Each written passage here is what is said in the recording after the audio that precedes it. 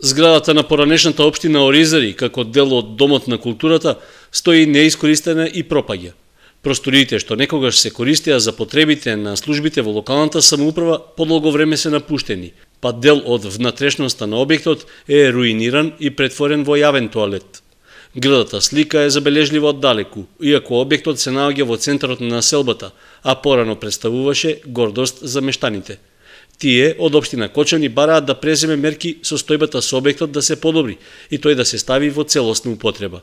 Од локалната власт велат дека се запознати со проблемот и се работело на негово решавање, при што се планирало во објектот да има и нови корисници. Во завршна фаза да го оформиме горниот простор за канцеларии на местната заедница, затоа што сепак Оризари е најголемо населено место после Кочани, и да организираме други активности кои што ги има советот на Оризари.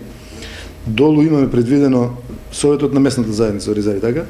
Долу имаме планирано, имаме проект и ќе се заврши со Министерството за труд и социјална политика, детска градинка, која што заеднички ќе отвориме, очекуваме дека во наредната година таа истата ќе биде реализирана.